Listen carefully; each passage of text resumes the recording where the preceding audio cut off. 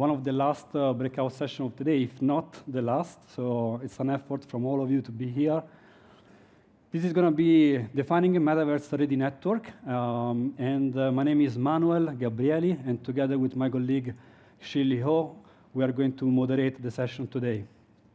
We both work at Meta, and we have supported the Telecom Infra project proposition in the past, successfully, like OPT, Open Run, and we are here to moderate the session. The session is going to be spread with a mix of a founder discussion and some video, plus we are going to have some early stage topic presented to all of you, and also we are going to have a substantial Q&A at the end. So if you have any question about how, please make sure that you take some notes, write down on your mobile, and if you can hold it for the Q&A would be great. I want to ask with a question, who know what metaverse is? Okay, 1, 2, 3. Okay, that's fair. Same as me. I believe that I want to share a story. When I was after high school, I attended a session like more than 20 years ago in Italy. I'm from Rome. I believe it was organized by Microsoft, and it was about the future of internet, the cloud. And I was not an engineer at the time. I was struggling a little bit with technicality. And I was having a conversation with one of the guys. He told me, hey, are you joining? And I was like, reality, I didn't understand very well. Maybe I'm not good enough, but I don't know what this cloud is. And he told me, don't worry, no one in this room will know what cloud is. It's just an idea, it's a concept.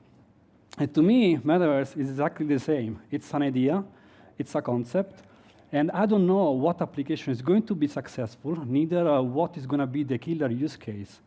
But since the Mobile World Congress 2022 and the Bird session that the operator had, I understood that metaverse will evolve because applications are evolving and will evolve supported by a strong connectivity foundation. And since the Mobile World Congress 2022, we made a huge progress. Some ideas and a chart has been drafted and has been presented to the TIP Technical Committee and has been approved. And soon after has been approved by the TIP board, and a new proposition started. And today is actually the first open session of this proposition, is the Metaverse-ready Network Project Group, which has the goal to accelerate the development of architecture solution in order to enhance network readiness to support and to deliver an immersive experience. And this PG has been founded by a very strong co-chair team. And I'm going to introduce the team to you. But before doing that, I would like to let you know that this project group is going to work like any other project group in TIP. I don't know if you're familiar with TIP, but normally we may have different subgroups internally. Each subgroup is going to focus on a specific topic, and we will have different deliverables in that subgroup. Use cases, requirements. We may have dependencies between subgroups. We may have cross-pollination information between this PG and any other project group in TIP. And also, we may have cross-pollination information between this project group and any other industry forum. So the idea is really to try to do not reinvent the wheel, but also use a net neutrality framework like the one TIP is providing to work as an ecosystem together. And we want the participation of all of you, starting from content provider, internet service provider, creative, system integrator, OEM. So we want to work together. And as mentioned before, it's a strong foundation, and I would like actually introduce the co-chair to you today. We have Meta, Microsoft, Sparkle, T-Mobile, and Telefonica. And Rashan Gibaud is the product manager, connectivity analytics at Meta. Ricardo Villarreal is the director of product management at Azure for operators at Microsoft. Fabio Panunzi Capuano is the executive vice president, business development at Sparkle. Durga Satapathy, director of advanced technology innovation at T-Mobile. And Alex Armand, head of network platforms at Telefonica. So a very, very strong co-chair team. And I'm super happy to say that today we have 3 of those co-chairs with us. So please joining on stage, Fabio, Alex, and Rashan.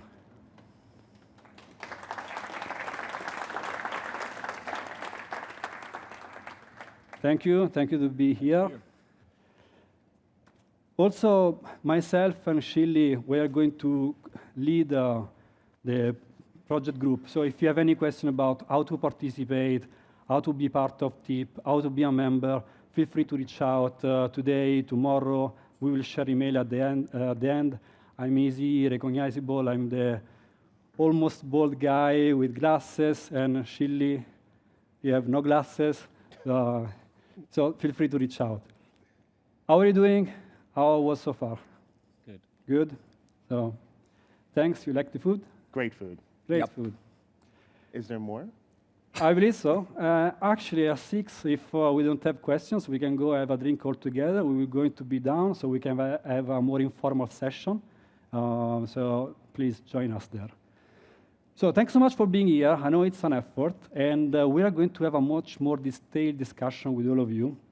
Unfortunately, Durga and Ricardo couldn't make it today, but we managed, actually, they made some effort to put together a video. It's a short video, because we are going to have a much more discussion with you. I was wondering, shall we see this video before, and then we jump in discussions, okay? Yeah. Okay. So we asked, actually, Microsoft T-Mobile, what metaverse means for them, and what opportunity do they see joining in this PG, and what opportunities metaverse can open for those two companies. Co-share team, and I believe we have Microsoft first.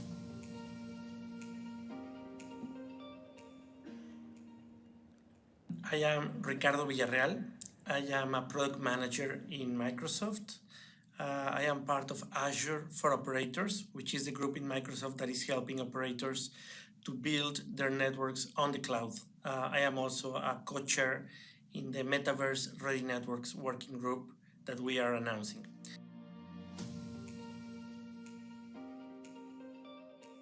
So there are 3 parts to this question. The first part is the metaverse. What does it mean for us in Microsoft? So for us, it means bringing together the digital and the physical worlds. It also means the digitization of 3 elements: the digitization of people, places, and processes. Once you have digitized these 3 elements, we can create immersive experiences, we can create community, and we can create this community, we can make this community to connect very strongly. The potential after you have done this is limitless. You can collaborate, you can run simulations, you can apply AI to perceive the physical world, and in that way automate tasks and do so many other things.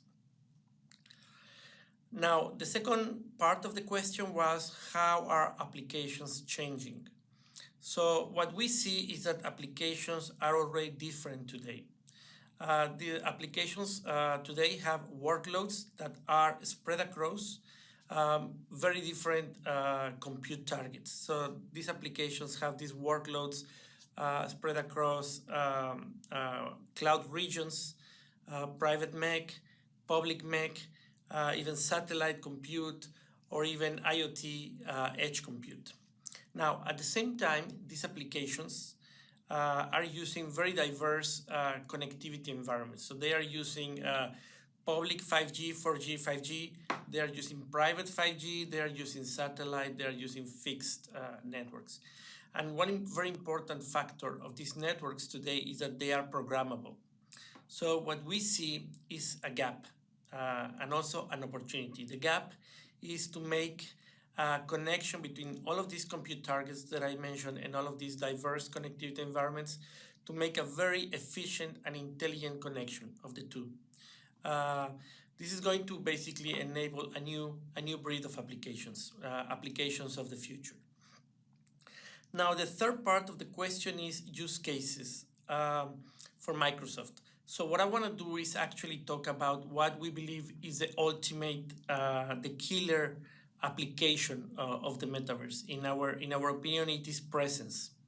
One example of presence is having meetings with where there are remote attendees and they interact as if they were in the same room. So this makes for inclusive connections. It dissolves the walls between the physical and the virtual participation. It is just as if the people were in the same location. One example also is you can join the metaverse with a digital twin, an avatar, and you can even be present without even turning on your camera. Thanks so much.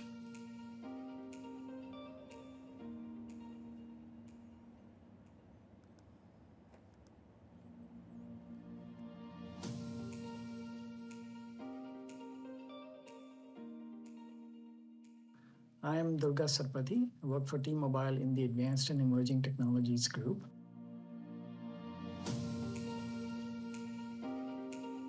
Now, on the first topic of opportunities in the metaverse, we all have a notion of what the metaverse is. But let's take a step back and think about all the aspects that are needed to begin to have an immersive experience in the metaverse. Now, ideally, you have an XR headset that's connected, and then you have a digital identity. You also have a wallet with tokens, so you can pay for the immersive experiences in the metaverse. And then you need content that's curated towards either your work interests or towards your personal hobbies. So then you can think of the metaverse really as a platform that can deliver immersive experiences to you in a variety of areas, such as training and education. You can think of shopping, you can think of tourism, gaming, and so on. But there are many aspects of the metaverse which we yet need to discuss, define, and develop together, such as the intersection of the metaverse with blockchain technologies and Web3. And as we think about that roadmap that we want to work together on, the role of operators in the metaverse, as well as the opportunities that the metaverse will bring to the operators, is also going to evolve.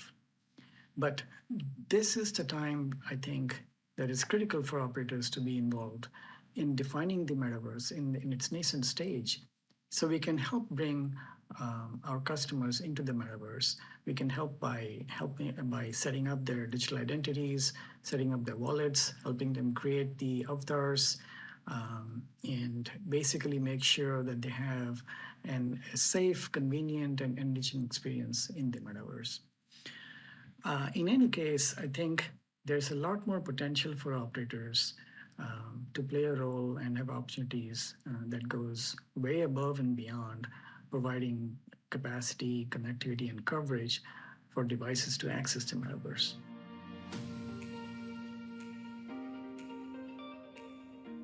Okay, I would like actually to ask, thanks Durga, Ricardo for making this video.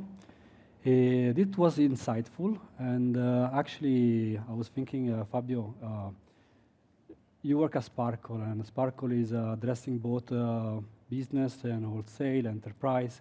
So how and what metaverse, what opportunity can open for a company like Sparkle? Yeah, first of all, let me introduce Sparkle for I think the most of you in the audience, it's not a name that is top of mind for you. Sparkle is headquartered in Italy. It's a global carrier. We have operators in more than 35 countries in the world. We have a very distributed network of submarine and terrestrial cables crossing all the oceans together or with partners. And this is the traditional business, the traditional focus of the company. In the last 2 years, Sparkle started a transformation into the enterprise market where we are working with a specific product portfolio.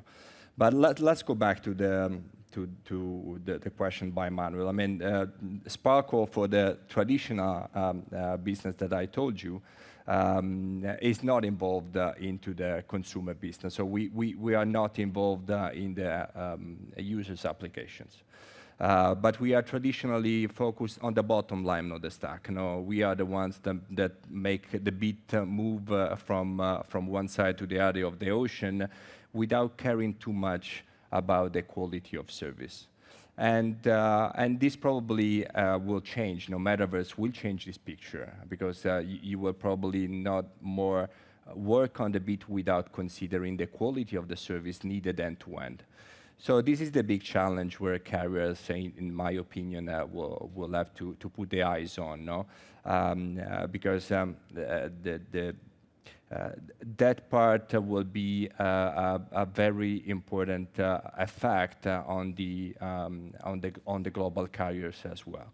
So in the last decades, the operators have built vertically integrated models and architecture with the goal to provide a reliable end-to-end service to the final customer. So the model right now has been challenged, no, and probably the disaggregation will change the picture. Already now, I mean, virtualization, cloudification, AI will open new models, new business models on which we should questioning ourselves about. And this is the challenge we are looking for right now. I mean, being part of this group is a unique position to start from the use cases, go back to the network, especially on our layer, and understand what will be the impact of the use cases that will be successful in the market, and how can we, I mean, emphasize the value of the network and manage the network in order to provide the end-to-end quality of service for that specific use case. So if understood correctly, it's like starting from the use case, how can we optimize QoS to provide a better service to your customers? And this is actually brings me to you, Alex. It's not a secret, Telefonica owns one of the largest mobile fixed line network globally. We invested a lot in over 5G. So what opportunities Metaverse can open for you? So as you say, we are quite focused in deploying 5G and fiber. And actually, in fixed already, we have seen some demand to adapt quality of service, for example, for specific use case. So we believe that the home and Wi-Fi access is going to be key for the start of Metaverse application. So we have already built some capability because we are building our own gateways. We can expose APIs basically for developer to be able to set some level of quality of service in the Wi-Fi of the home end user. So that's the first capability we are developing over fixed access. And then over mobile access, I think 5G SA is clearly going to be the big bet from a technology point of view. I mean, it has been built to bring all the functionalities we need for demand, like the metaverse, you know. We have run a lot of use cases, XR-based use cases, in the fields of remote maintenance, remote assistance, training, entertainment. And when you run these use cases, you can see clearly the demand to have a quality of service managed, to have slicing, to have all this new capability, edge network as well. So very low latency demanding application, very high bandwidth demanding application. So we see that our 5G network is going to help there. So. Okay. So both fixed and mobile are going to play a big role. And actually, we believe that, you know, we are a converged operator. We need to maintain this convergence for our customer. I think the role of the network also is going to be able to interconnect people in the metaverse world with people in the more traditional environment. Our network can help to interconnect voice still, messaging, video communication, and going forward also holographic comms. We're working on all that, so keeping the people together. That's good. So actually, this brings me to Rashan, because there is an evolution there. Network is evolving. Fixed and mobile are going to play a key role. Yep. As one of the product manager lead in Meta, building products for billion of people, so also being involved in this metaverse evolution, how do you think this network evolution should be supported? How should the network evolution be supported? I see at least two roles for Meta, and certainly for this project group, in supporting the evolution of networks. The first is to acknowledge and help clarify what everyone's been talking about so far, the need for greater visibility and clarity on use cases, right? I think that we can offer some of that, building part of the metaverse alongside many others who are building the metaverse with us. The second role that I see here in supporting networks is to help clarify what the network requirements ought to be. That might come in the form of methodologies, frameworks, maybe even data, but more importantly, just working together, like with the industry to, again, bring clarity to the right use cases, the relevant use cases to the metaverse, and then working with the industry to figure out what the right quality of service and quality of experience ought to be, so that we know what networks should be delivering. That's the principal role I see for us. Okay, so you are pretty much aligned also with what Fabio shared before. With Fabio, with Alex, and with what Durga said. Yeah, obviously. And so we talk about vision, opportunities, and you touched some of the points there about what we should do. But I want to ask you the same question, Alex. What are your top-of-mind topics the industry should address to make it a reality? Huh?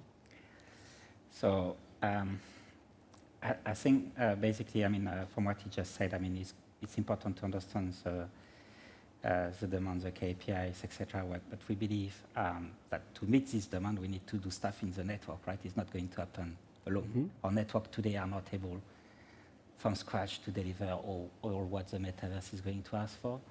So firstly, we need to understand together in this group, you know, what are the mechanisms we need to implement in our networks. And I think it has to be a kind of aligned between MNOs as well, because I cannot build things in Telefonica and not have the same level of elements in Vodafone or Dutch Telecom or whatever. I mean, it has to be an homogeneous user experience for our customer. So what are the elements we need to access this demand? And the other aspect is basically, how do I facilitate the consumption of this mechanism? So for us, we are pretty focused in developing the APIs, you know, we need to expose for the platforms, the metaverse platforms to access these capabilities. And in here, I think for us, it's going to be key to define, you know, collaborate with Camera, for example, look at what Camera has developed, you know, based on network access capability on these APIs. And if we see that some APIs are missing, collaborate, you know, with them to bring, you know, what needs to be there, to be sure that the metaverse is successful. So if I need to summarize, it's like making application be aware of network and network aware of applications. So it's enabling technology. And Fabio, do you see anything else there on top of enabling technology? I would say that, I mean, I will go back to the approach. I think that, I mean, we tend to be pragmatic, because it's a matter of being specific and to start from the basics, because we are, you said at the beginning, we are at the starting point of something that has to be completely clarified. So going back and being pragmatic, I would start from observing what we have in the market. Okay, some applications, some concepts, some technologies are already here. So as I said at the beginning, we have started, but we are still in the initial phase of the movement in the enterprise market. So looking at the metaverse for the enterprise, at least for the actual translation of that, we have some opportunity. For example, IoT, that is the enabling technology for the digital twin, so for the digital version of assets, person, and procedures, is already something that is pretty mature. So we can start looking at that as an option. But in the same time, we also have blockchain, so distributed ledger that is already there, and it is going to be one key element, together with the digital identity. So we are moving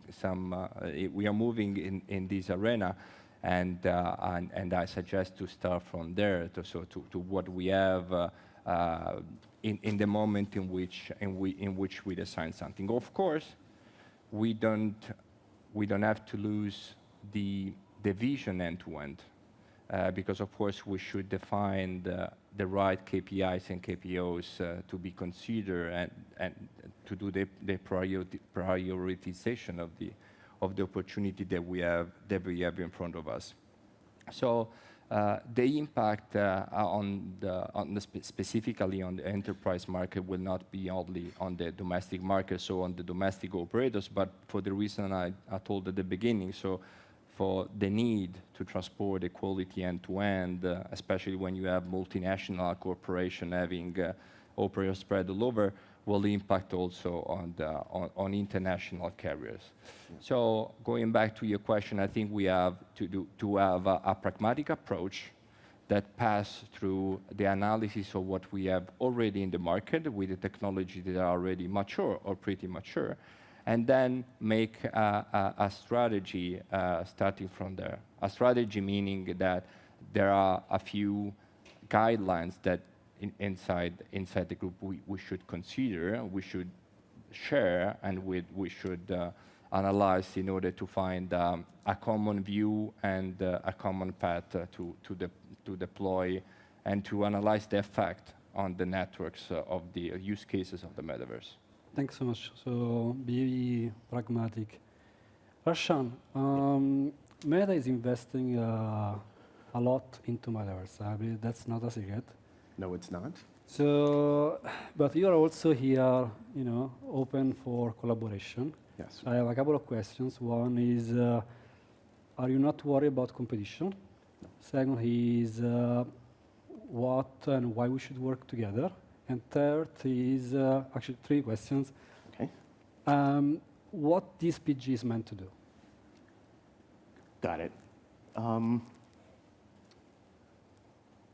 Let me try to address all 3 in this next bit. So yes, this project group already has folks who compete with each other, right? We have competitors in this project group. We are expecting many others. We are, in fact, inviting many others to join, regardless of whether you are a competitor. And that is going to be true for any market in which we're operating. We see some of that today. I think it's actually a great thing that that occurs. And in part, while I am personally new to TIP, my understanding of its history and its purpose to bring even the fiercest competitors together to work together on solving tricky, complex problems for the industry is very admirable. Like, that is exactly the type of thing that is needed to advance what is currently a somewhat nebulous topic to a thing that is realized, and a thing from which all folks can really drive immense opportunity, right? And so the competitive part is not the important part to me. It's the collaborative part, and it's the institution like TIP that sets up the mechanisms by which we do those things. Which takes me to why this project group exists. When we were thinking about how to engage the industry on driving the notion of the metaverse and its enablement, right, to just forward, it immediately was obvious that we needed to quite literally start with an engagement mindset and a collaborative mindset. And so what I'm expecting among us is debate and disagreement, and then eventually agreement and general guidance to the industry on what the right use cases are and the network requirements that are needed for that, but done so in a way that makes sense for the ecosystem and not any individual player. So the other thing that we've also been clear about, right, as a company, is that we're going to be building the metaverse together. We are one part of an entire ecosystem that's thinking about and advancing this thing. I very much see our project group as one of the examples in which we are carrying that mission forward.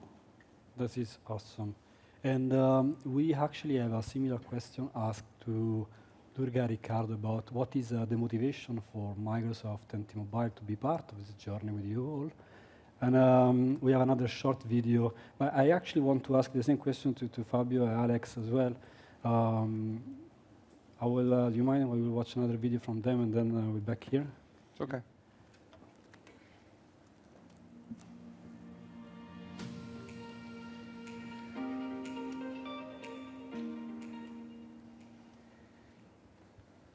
Now let's take a look at the second topic.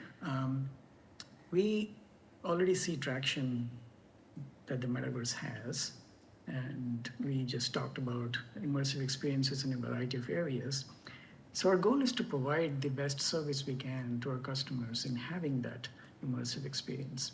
In order to do that, we want to partner with all the stakeholders in the metaverse, including operators, content providers and developers, and the vendor infrastructure community as well.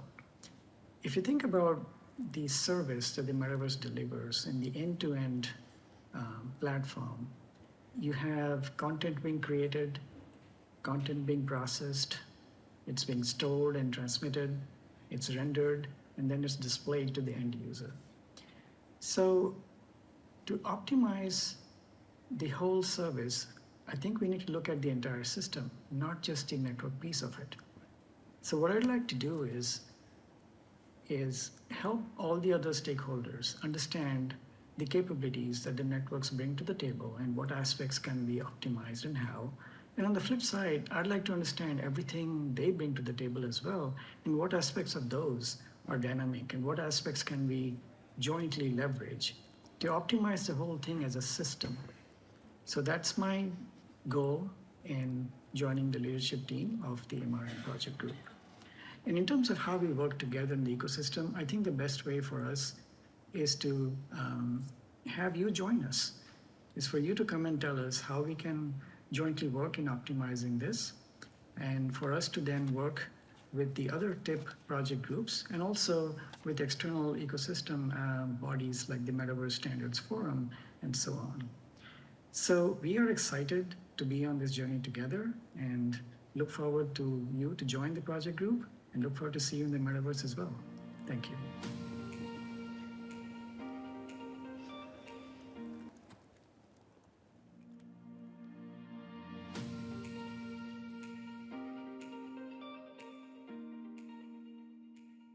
So first, I want to mention that even though the metaverse is in a nascent state, we believe that it is very, very important that we start building the networks today, the networks that are going to help us realize the promise of a complete convergence between our physical and our digital lives. So having mentioned that, there are two reasons why Microsoft joined this group as a co-chair. The first one is the objective behind this working group. So the objective, I'm going to read it, is accelerate the development of solutions and architectures that improve network readiness to support metaverse experiences. So what we believe is that we have to start with the experience of the user. We don't have to start with the technology, and that's exactly what we are trying to achieve this here. We have to have this understanding of what makes an excellent, a differentiated experience for the user. Also, what makes a good enough experience, or even what makes a bad experience for the customers, for the users. And we have to understand it in those terms, from the standpoint of the experience of the user. And then once we have this understanding, the technology is going to follow the right investments. We are going to be able to develop products that have the right features, that have the right specifications. We are going to know exactly what is it that we are building, what is it that we are solving for. We're going to understand the motivation behind the technology and not the other way around. The second reason to join this group is that we believe that cross-industry collaboration is the best way to achieve this objective. Also important is that the collaboration is between companies that show different strengths, which is the case in this group. I strongly believe that the co-chairs in this group will bring special and a differentiated set of experiences and technologies. Thanks so much. So it's really starting from use cases and then drill down the effort. And I know, so we provided some context here, sharing vision, opportunities, how to make it real. And I know you have gone one level down. This is the first open session, so you are sharing openly some of the topics we want to address. I believe, Rashan, you prepared some slides for us, which is going to be probably the first focus for this PG. Yes. So I want to invite you to take the lead here. Great. And here the clicker. All right. How's it going, folks? Great. I too am doing well, and just recognizing time and the fact that folks are probably thinking about dinner and other things. I definitely do when I'm in Madrid. I would like to briefly share with you some of the work that we are imagining doing in one of the subgroups that's really focused on network requirements. It's kind of a big topic. You've heard many of us, many of the fellow co-chairs speak about it. So I wanted to offer slightly more detail on what we mean by this. I do want to start out with challenging the conventional notion of the gaming-centric use case that I typically hear when talking to people about the metaverse. It might be games. I think it's more than that. I think it's people like Jeanette, who admittedly I did make up, but I think but for a really important reason. Jeanette is she's a med school student who needs to graduate med school. Her goal is to become a doctor, and in so doing, she needs to prove that she can do life-saving surgery without killing a patient. And while not all metaverse use cases are going to be this dire, let's take for a moment the idea that she trains for this type of environment in a VR session.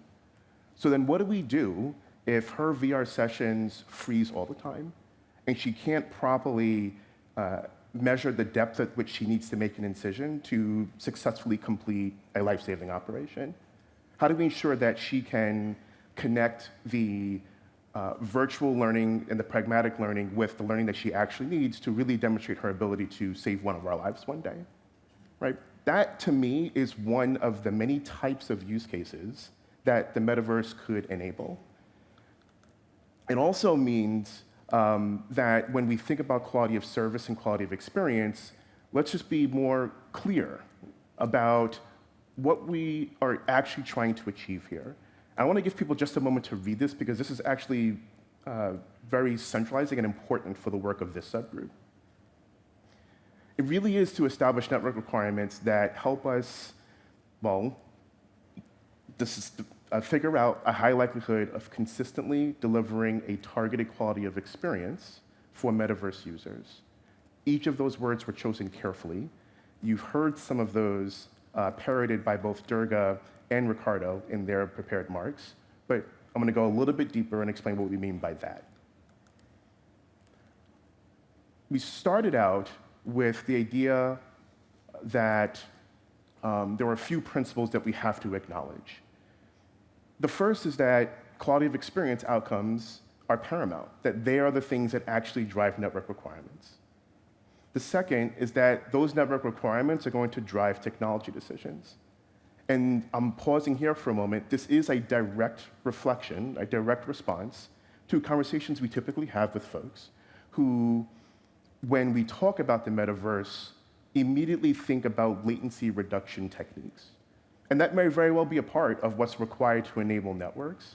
But for the purposes of our project group, there's a clear order of operations and an emphasis on starting with the user, figuring out what networks need to do to deliver that, and then identifying the types of interventions that are required to bring networks to that level of performance. Once we get there, 3, 4, and 5 get into just a little bit more details around other sorts of principles that matter, especially things like perfection isn't required. Quality of experience can be more detectable rather than what perfectly fits on some analytical line. That we need to be thinking comprehensively. Latency is likely a big part of the picture, but maybe not for all applications, maybe not all the time, and maybe other things matter. And then finally, not distinguishing between the needs of mobile and fixed networks, that when people experience the metaverse, they are likely to do so on 2D devices and 3D experiences, that they're likely to do so on mobile networks and fixed networks. And so the work that we do here really ought to respect all of that. So if those are the principles that guide our thinking, the one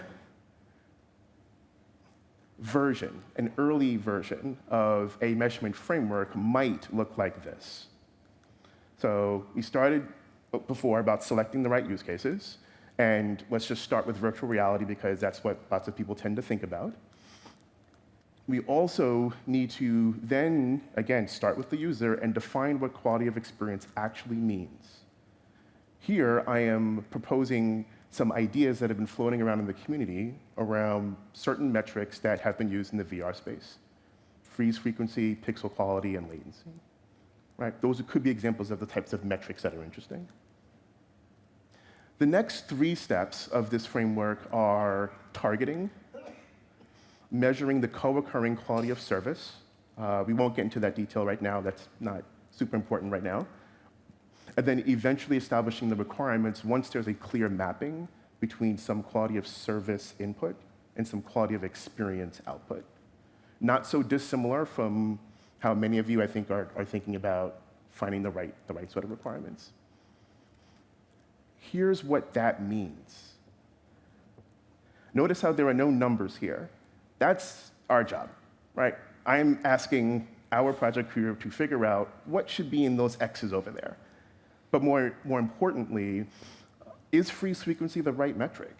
And is this excellent, decent, mediocre, bad, are those the right sort of targets? I've completely made this up, right? I see people taking pictures, that's cool. Don't quote us on this. We don't know that these are the right numbers yet, right? Our job is to figure out, are these the right numbers?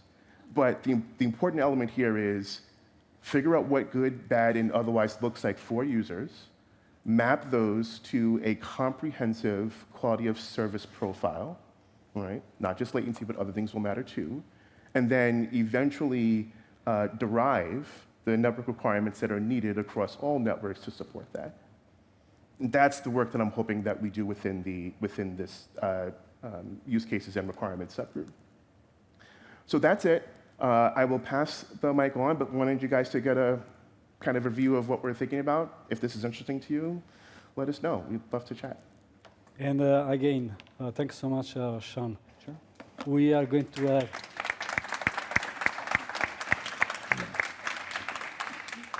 I was removing your applause away. We are going to have other 2 early stage topics we are going to address in the next 20 minutes, and then we will open for Q&A. Alex. Okay. Right. So I'm the technology guy. So the slides.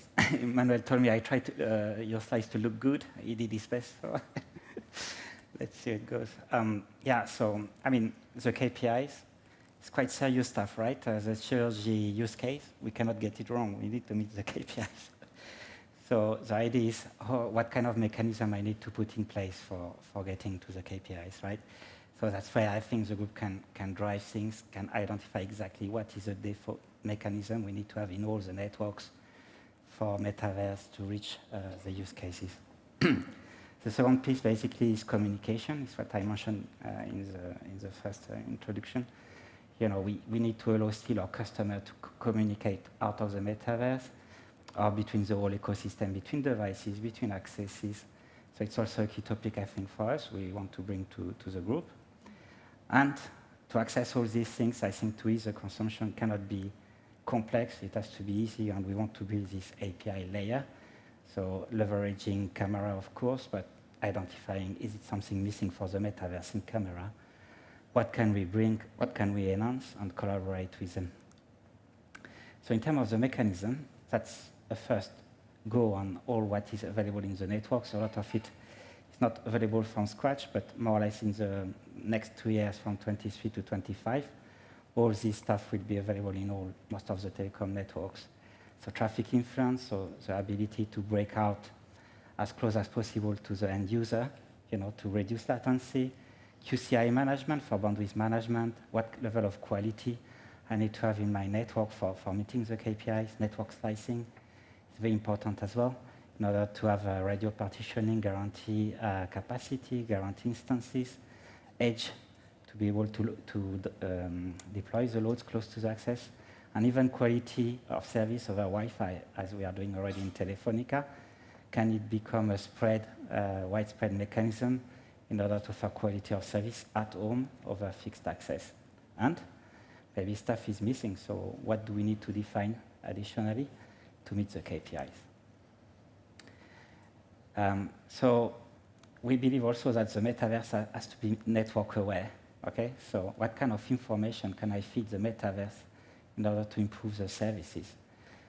In 5G, again, by default, I can expose a lot of information, maybe too much, too many. I will have to define in this group what are the key information I need to bring to the metaverse platform in order to enhance the services, enhance the development and the innovation. So here in the slide, I'm not going to go through it, but hey, we can report the delay, packet loss, can report this kind of things. So how can we inform better the metaverse of what is going on in the network and the device and the end user in order to enhance the service?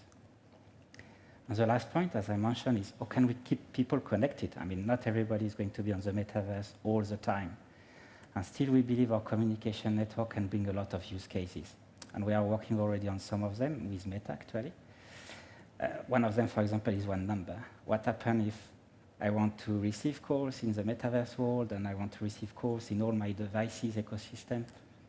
Our network can help with that. We can support WebRTC to generate calls from the metaverse as well.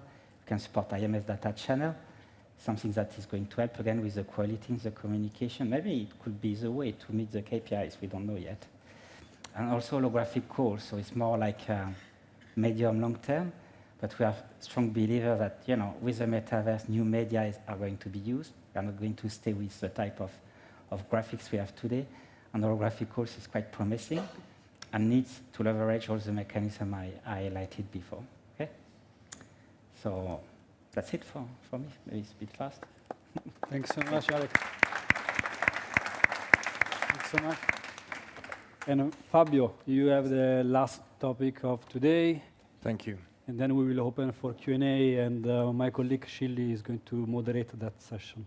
Okay, so we have said, and Manuel said at the beginning, that we are just starting. Okay, this is a group, a brand new group. So we are still in the phase in which we are questioning ourselves about the approach that we have to follow. Okay. During the discussion we have had, it's pretty obvious that the metaverse will change a lot of pictures, and of course will help in defining new business model. The idea here is to share with you the first thoughts that we have about the approach that we should have, with the goal to have more participants to the project group altogether, because there are still a lot of things that has to be defined. So this is the approach. It could change. It could change as soon as the group will grow. So we will wait for you, looking for you to jump in and help us in challenge the vision that Roshan and Alex provided to all of you, and mine as well. So the motivation here and the goals. I mean, there's the approach we would like to have is about a sort of research entity about the business model. So the idea here is not to create a business model, but to highlight the business models that are already in the market, the ones that will be in the market, and the one that the specific and the single team, the company inside the group will try to implement. So we see that there is a need in the industry. The industry needs a place where to highlight what is already there and what it will be there, and we especially need to learn what is going on in a universe, in an ecosystem that right now is big, that will be bigger in the future.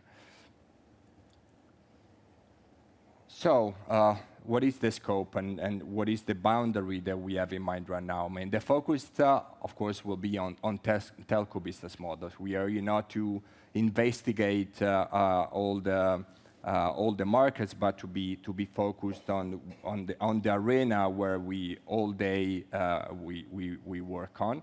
Of course, the metaverse will put different actors inside the picture. It's not just us. It's us transporting, enabling, and making real use cases produced by a very huge number of actors in the market. So it's it will be tricky also to define the telco business boundaries as first. Then we would like to highlight the local success story. There will be a lot of single stories we would like to address, and specifically what are the conditions that makes possible for this business model to take a value. And of course, there will be some challenges for the development of this business model that we would like to highlight, to put on the table, to investigate all together.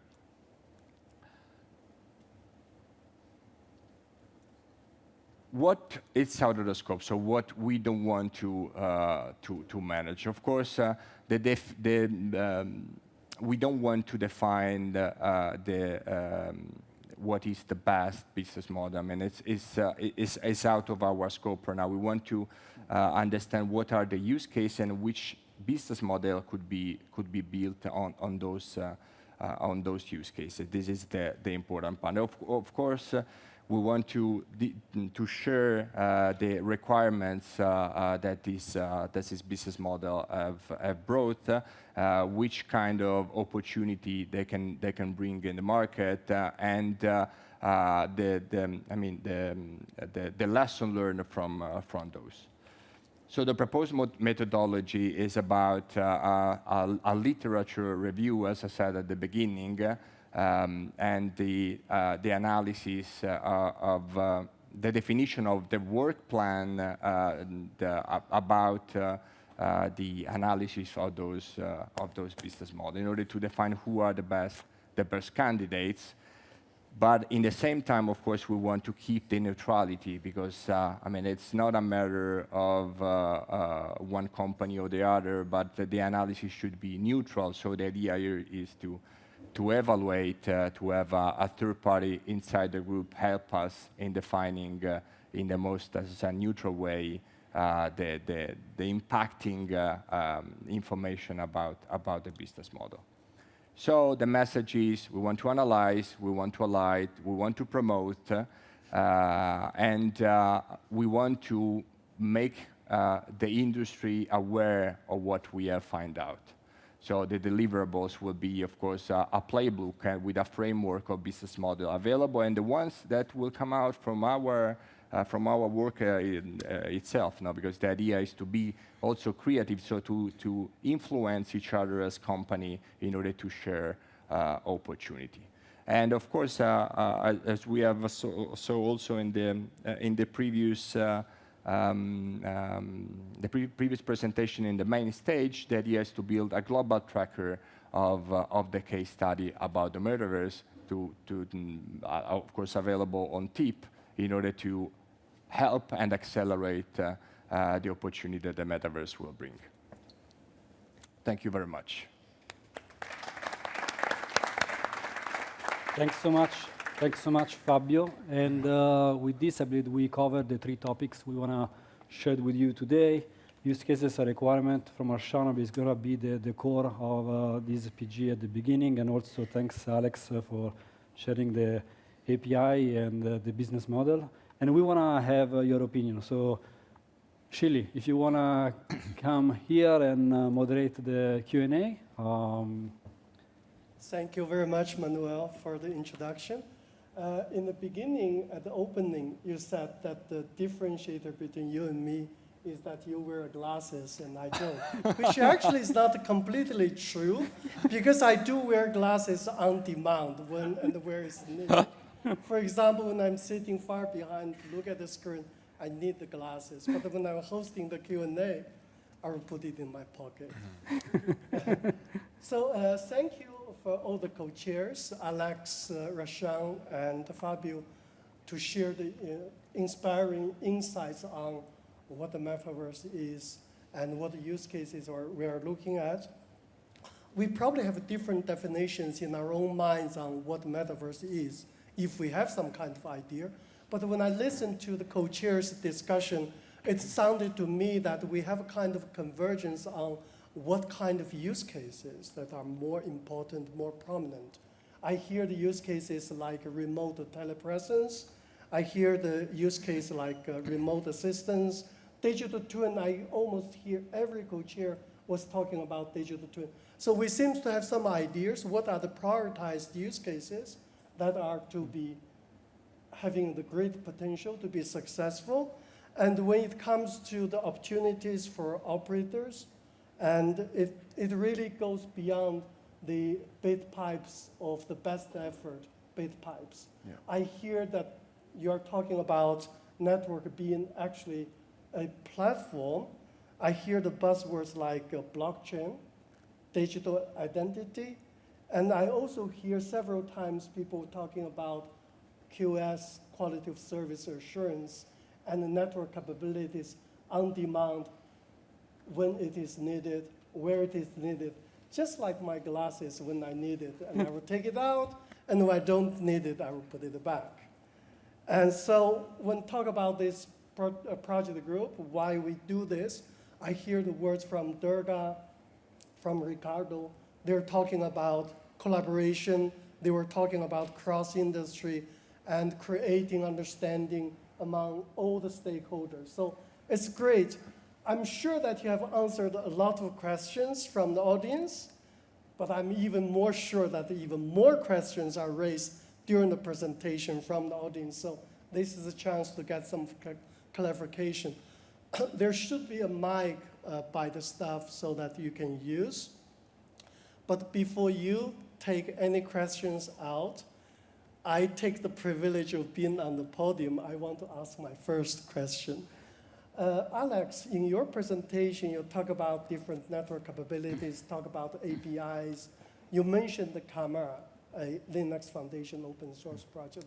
Can you elaborate a little bit more on what we do in TIP MRN project group when it comes to API, what Camera is doing in terms of API?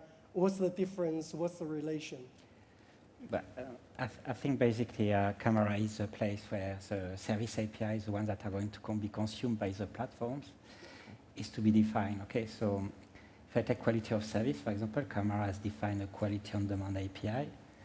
So I think when we define the mechanism we need to meet the KPI, if we need something to be activated, we'll have to check if we can activate it from the Camera API. If we can't, because something is missing, we'll have to collaborate with them to enhance this API. Or if we see that some APIs are missing, we'll have to bring them to Camera to say, look, for the metaverse, that's the kind of capability we need to develop with you guys. So, Thank you. Thank you for the clarification. Any questions from the audience? Well, I start the first one, this gentleman here. Oh, thank you very much. Excellent presentations. My question is for anybody of you. What industry groups or standards organizations do you think you need to collaborate with? I heard about Camera. I think I also heard about Metaverse Standards Forum. So what other groups do you think you need to work with? Any of you wants to take this question? So I think any groups that define technologies that we'll have to activate for the metaverse, thinking about mobile networks, fixed networks, or any standard bodies that define this capability, where we believe that capabilities have to be defined or enhanced, I think we'll have to communicate with them. So we'll have certainly to define the channels to do so, but I think we define that on the way. Firstly, identifying exactly which piece, is missing and which enabling capability we need to activate. And based on that, I think we'll have to go to the SDOs in charge of their definition. I think the objective is not to duplicate any activity. It's not to be a standard. So the idea is to check, do we have everything we need to make the metaverse successful? And if not, we go to the industry to ask for what we want. Okay. So. And if you want to add anything? I believe so this TIP metaverse-ready network project group is going to really to focus on the connectivity side of things. I told you before I was an engineer. From an ISO OSI model is going to be on the layer 1, layer 4.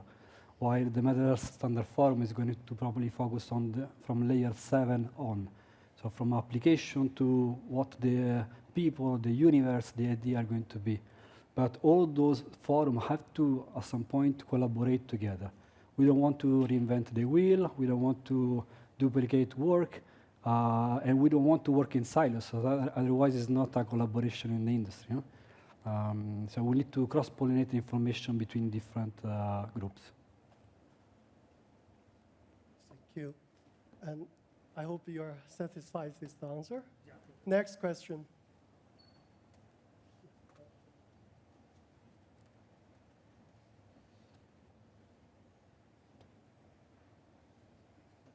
Thank you for the presentation.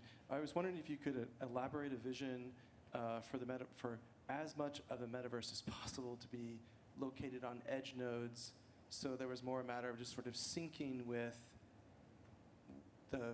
something in the cloud, but more maybe there's like specific use cases for specific edge nodes, and so of course there would be a great experience, but just in terms of locating data, code, as much as possible in a distributed way, rather than sort of emphasizing centrality and emphasizing a need for good network capacity. And if you want to pick it up? Technical guys first. Yeah, I think as we said, the edge is going to be key going forward. Maybe not all the use cases needed today, but I'm sure that tomorrow it will be maybe 80% of them. So I think it's one of the enabling capability we need to look at in terms of deploying this metaverse applications. An example we have in Telefonica, we have just done a lot of testing with holographic calls. That could be one of enabler for metaverse, and definitely we run this holographic representation at the edge of the network. There is no way to centralize this type of application. So this means also we'll have to understand from an infrastructure point of view what other acceleration we need to bring at disposition of the application, etc. So there will be certainly also some needs on the type of infrastructure we have to build at the edge, right? So, but definitely it's a key enabler. So I think let's work on the use cases. What is the priority in the industry, and what do we have to build? I think we'll have to have some level of focus as well, because otherwise we start doing off everything. But that's the point, is what are the key ones? Because I listed like 5, there may be like 20, but what do I need to build in Telefonica, what my colleagues in Vodafone, in Telecom need to build for this to be successful? It has to be kind of coordinated, because we want to offer this universal service. I think it's going to be a big advantage of this group. I encourage all the operators to come, because together we need to understand, do I need to bring slicing first, or what, or edge, or what. And to add on what Alex was talking about, I think that when it comes to where the code or application should be distributed, I just remember what the Roshan has presented on how to identify the cost requirements of the selected use cases. My guess is that there is no one-size-fits-all solution, and it really depends on the use cases and the requirements on the quality of service matrix. And so that you want to balance, either you want to centralize the application or distribute it towards the edge, or even far edge. And that's what Alex linked to what Alex is saying, that we will be looking into toolboxes of network slicing, edge computing, all different tools. It's really that depends on the use cases. You will select the right tool out of this box to architect a connectivity solution for that specific use case. I think that would be a work that we have to do together. If we know the answer to that question, we probably half the work of this PG is done. But I guess we don't know the answer, actually. Could I just maybe add on to that? Yeah. So first of all, I think that's a fantastic question, and I completely agree with everything that Alex just said. I also want to acknowledge, though, that remember that fourth step in the framework that I said wasn't so important immediately? You just made it important, right? And because quality of service measurement will likely need to be done on an end-to-end basis, right? Where the user is and what the other end is. But there's a question about where the other end is. And so to the degree that it is edge-driven and not centralized, that will affect the measurement and will affect the resulting requirement. And so we have to be sensitive to assumptions made in where applications are built and deployed and hosted, because it will very much affect recommendations that come out of this group. That's why I think your question is so important. But at least personally, I am not yet able to declare that the edge must be X distance or Y milliseconds away in order for a thing to be true. I think that's what needs to be figured out. But there's absolutely an acknowledgement that the degree to which things are deployed on the edge will absolutely affect our interpretation of the requirements themselves. Right? And I think that was I think the point of your question. I just wanted to acknowledge that. Let me add also that I think these kind of discussions, starting from the question, and thank you for that, is exactly what we need to do inside the group. That's right. I think we have more question than answer right now, because I mean we just started, and I mean we are at the beginning as an industry. So questions like that are the ones that will drive our work internally, and especially the recommendation that in the future the group could provide to the market. Thank you. So let's move on. Yeah, please.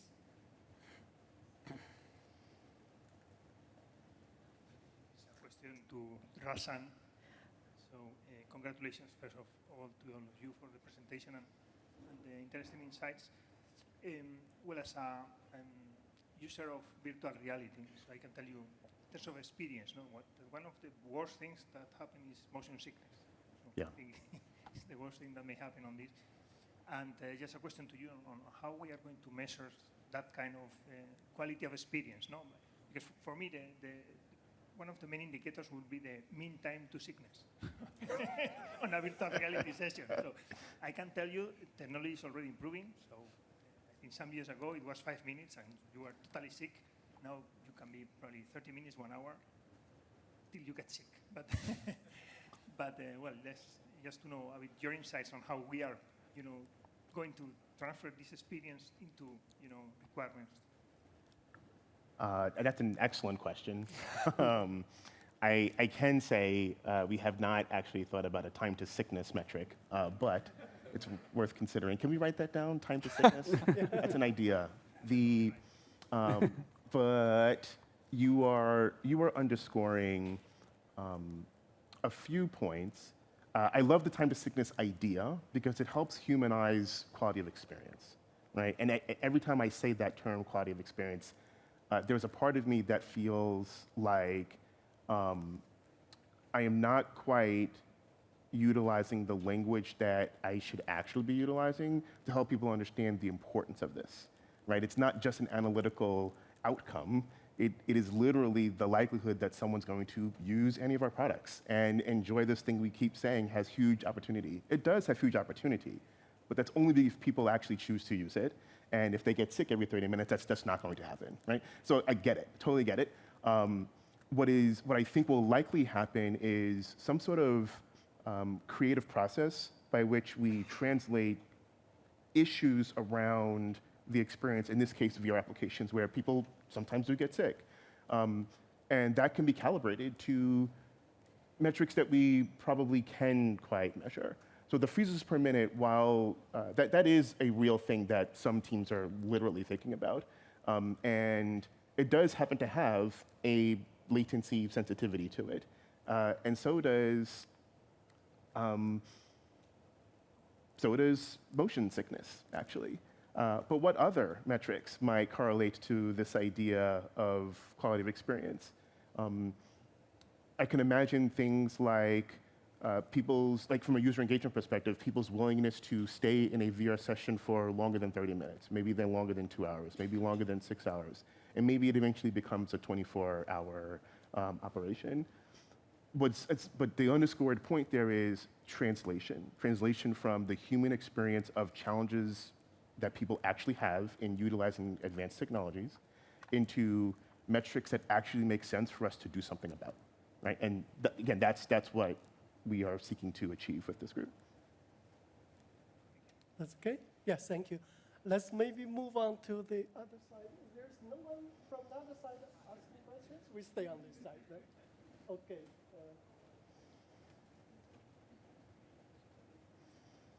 Thanks. So I get the question after mean time to motion sickness. Tough question. I think what I'm seeing here is the importance of the general quality of experience, and I'm seeing a lot of effort on the mobile side of the house, slicing, and a lot of radio and RAN optimization. But what I'm really not seeing is the importance of the home from a quality of experience, measurement perspective, the type of equipment. I don't think a day goes by where anyone who's in telecoms doesn't get asked, what can I do to improve my Wi-Fi? So it's good that Telefonica is making some leads in that, but I think as a group, because the metaverse is going to be so heavy, is there a view on whether we need to have a specific focus on home or kind of home engineering and kind of what that looks like? Thank you for the question. Want to go? Yeah, please, Alex. Yeah, so I think you're totally right. I think the first landing point of the metaverse is going to be the home, is going to be the Wi-Fi, right? So for us, it's a key element from a technological point of view. We'll be interested to look in terms of techniques. The one we are starting to use is being able to configure the home gateway, but in the fixed network, we can do many other things, right? We can bring this quality of service from the access to the transport, and the edge is not mobile only, it's fixed mobile. So the edges we are planning to deploy in Telefonica are for multi-accesses, are not especially for mobile network. So yeah, I think why there is a lot of discussion on mobile, because that's the most complex things technically to to control. The network is very complex. You have the mobility, you have a lot of stuff. So that's maybe why the discussion is quite on this focus, but definitely the fixed is a key one also, and that will be the starting point. So we need absolutely to get this KPI applied not only to mobile, but to fix and understand, what we can do in there. So. And if I can add, also, this is the beauty of TIP. With different subgroup, we may have different focus and dependency between these subgroups. And this is what we need, getting feedback to understand what potentially could be the focus for an additional work stream. Yeah, I was going to say the same thing. I completely also agree with Alex on this point too. First of all, I think the short answer is yes. From a measurement perspective, there are different challenges, certainly, in understanding quality of service and quality of experience in a home environment versus in a mobile environment. But more importantly, the whole purpose of this session was to learn, is this actually important, right? Like, does the industry actually need a subgroup focused on this particular issue? And the degree to which we hear questions like yours and maybe comments from others, we know that that's an area where we should be invested. So personal view is absolutely yes. Would just love to validate that and figure out whether we need to be invested there a bit more too. Yeah, just to add on that one is that if you look at the charter of this project group, we're looking at connectivity problems. And when we say connectivity, that's really anything, everything between the user devices and application servers. What we do, if the ecosystem partners sitting here says home networking is a problem, let's then work on it. Right. We work with all the stakeholders. If it's a problem in the enterprises, office, complex, stadium, let's work on it. So it really depends on what the interests of these groups are. And the connectivity, as Alex presented, is about 5G, fiber, Wi-Fi, and they have even home gateways. So let's see where the problems are to improve the connectivity for the targeted use cases. Let's work on those. Yeah, thank you. Let's maybe have another question. Yeah, please, gentlemen. Yeah.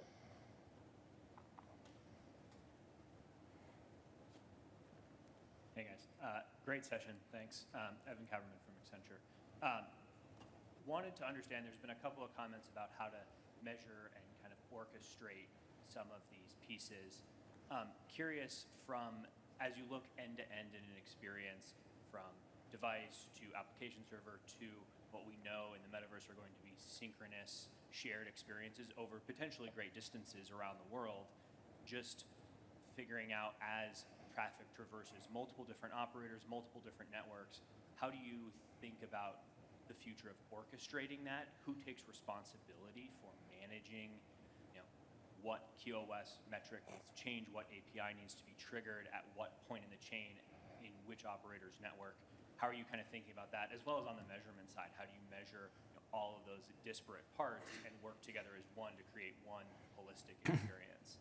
I know that's getting into a lot of the this is what we're going to do, but I'm curious kind of how your initial thinking about orchestrating and who takes responsibility for that is. That's a very good question. I love this question for the reason that I'm also the technical lead in TIP Open RAN project group, responsible for RAN orchestration and automation. And I'm also working in TIP Open Core Network project group. Actually, the partners there already realized the need of how to do orchestration of hybrid deployment of networks in multiple segments in different operators' network, in private and public cloud. So how to do that? We don't have an answer to that question, but we know this is a question has to be addressed. So you are very welcome into Core Network Project Group, and let's work together to seek for some answers and seek for some truths. I don't know if any of you want to add anything on this one. We have a few more questions. Yeah, please, the lady from there.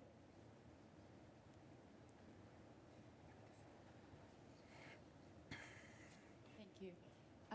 Well, thank you for the session. It was excellent. I have a question about how we plan capacity networks, and I'm sure every operator knows that we have to plan capacity to peak. And we have a real problem today, which is less sexy than the metaverse, but it's very real, which is delivery of live content. Yeah. Mostly TV, but it can be the latest release of Fortnite, or whatever is coming. So I think I have two questions which are related. One is, how likely is it that the metaverse is going to generate the next mass wave of live events that generate a lot of strain on our networks? And the second one, specific to the group, is whether you're planning to also tackle efficient ways of delivering mass live events using multicast or whatever mechanism to make it more effectively cost-effective for operators to deliver that traffic. Thank you. Thank you for the very good question. Seems that we need some more tools in our toolboxes. Any comments from? You want to take that? Yeah, so I think there's no magic, right? If we want to offer dedicated quality to something, we'll have to reserve capacity. So that's maybe something we never have done in mobile network yet, but something maybe we'll have to do for all these critical use cases. But this comes with a tremendous cost because we have to dedicate capacity, build specific capacity for specific use case, and then that's where I think the monetization and how we are going to finance all this additional capacity and dedicated capacity is going to be also an important discussion from the economics, right? So that's why I think the group is covering a bit everything, like what do we need to be done special, but what's the cost of this, and then how does it fit in the business model? So, okay. There was a I know that I am between you and your happy hour, but let's maybe take two more questions. Can I actually just address the second part of that question, just very quickly before you move on? There was a question, what's the likelihood that the metaverse generates lots of live experiences? Again, just speaking for myself, I do think the answer is very high. Yeah. And I would expect lots of synchronous social things that may be scheduled, maybe ad hoc, but generate the concerns, right, that operators would naturally have around supporting that. So I'm going in eyes wide open around that dynamic, just being honest. Thank you.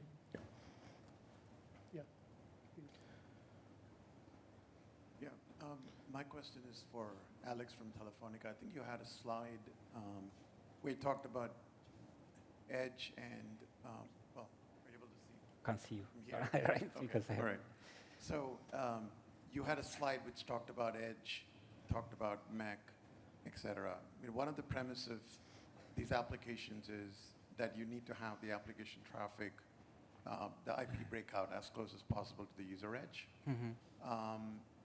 What are your thoughts at this point? I know there were quite a few questions about edge as such, and I also understand there's a lot to be figured out, which is why this group has been established. But what are your initial thoughts about edge, Mac, IP breakout, the whole concept here? So as I said, I think we, in Telefonica, at least all the use cases we have run for 5G, we have run them in edge. So we have already some based commercial products in Spain, and we are looking, the question is how do we expand that, and because the demand is not really there yet. Maybe tomorrow demand is going to bring the operator to massify the edge deployments.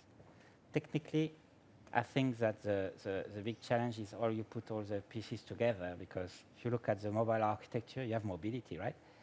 So we are also involved in many groups in Telefonica, and one of the key challenges is edge in mobile networks, because the user moves, then you need to move the breakout, then you need to move the edge selection, all this stuff is making quite a complex architecture. So depending again against the use cases, maybe something we'll have to look as a priority or not, I don't know. But the base technology is there, is how do we put the pieces together? And then how do we justify if this has to be massified across all the networks, right? So that's those things. Hope answered your question? Yeah. Yeah. Let me see if, we have one question finally from the other side. Hi, this is Ramesh here. I just want to ask about the business model part of the question. And I believe much of this would be having already sorted out with the 5G based enhanced services that would get priced and business models settled in, right? And metaverse, when it extends it to higher levels of immersive experiences, you would already have those business models baked in. And is that the way you see it? That's first part.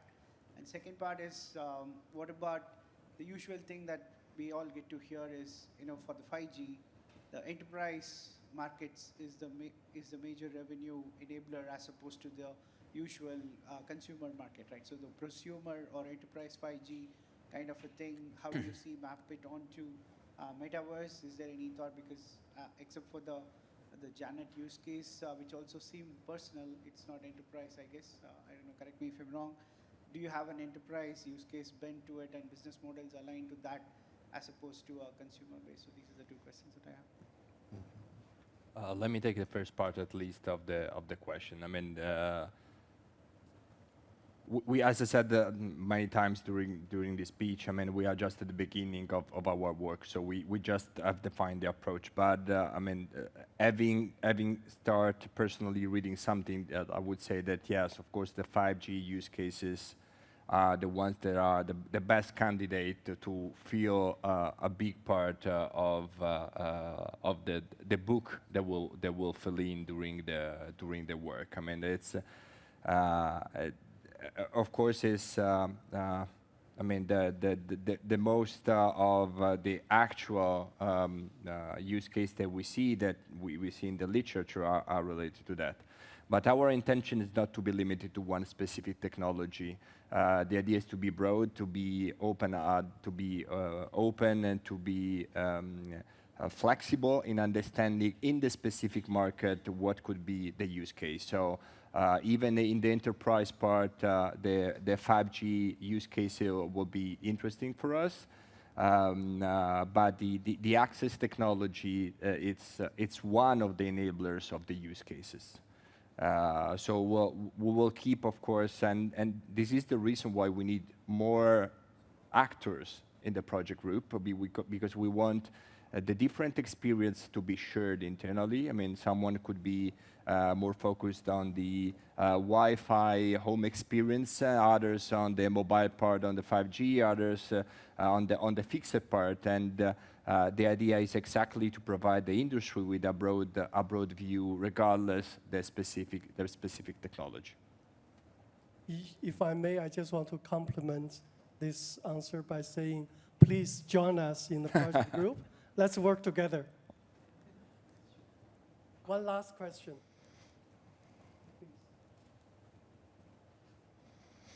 Thank you, everyone. My question is, do you believe that virtual properties such as terrains or virtual real estate have a place in the future? That's for you, Rasham, I believe. Are you sure it's for me? I've lost a lot of money in real estate. No, I don't know. I actually don't know.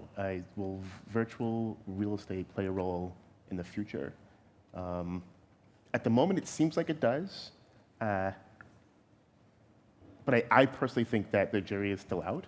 What I think is really important is that that the use cases that we focus on here are ones that have clear long-term value to actual users of the metaverse, whether they are consumers or enterprise. I think both are valid for what we're trying to do here.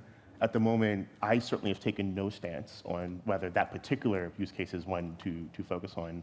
I'm not sure if anyone else has, but it has not yet been a part of our discussions in the co-chair group. But I don't actually know is the truth. I don't know the particular use case, but last week I was in the metaverse workshop. I was listening to people from app development industry, from application and developers community. What I hear the most was actually talking about the use cases they're talking the most about is the shopping and the mobile advertisement. Shopping is in the widest sense. It could be the next generation of online shopping. It could be the real estate, where you, before you visit a house, drive 20 kilometers away to see a house, you could see it through virtual reality. And IKEA did a very amazing demo there, is that you can actually set up your house before you buy any furniture at home by a click, so you don't have to go to the shop. That's the kind of application use cases that application developers were presenting. I'm not saying that's the only one or that will be the one, but that's what I heard last week in the Metaverse conference. Thank you very much. I think we're running late, I believe, and so thank you for joining us. And Manuel, you may want to have some final word. Yes, the final word is really a call for participation. Again, happy to stop us. We can share our email addresses. On the TIP hub, there is this metaverse-ready network project group is already open. I don't know if you are a member or you have access. You can please join, and you will get notified about any session and how to participate. But again, thanks so much also for being here so late. We are going down, have a drinks. If you are going down too, let's have this drink together. And thanks. Talking about joining on TIP websites, if you go to Involve Me, go to the Metaverse-ready network project group. If you click join, you will be notified saying the PG is not activated. You will be notified later on when it's activated. But you can join now, because if you click now, when it's activated, you will be notified. You will join the group. But you will get that notification. Thanks. Yeah. Thank you. Thank you. Thank you.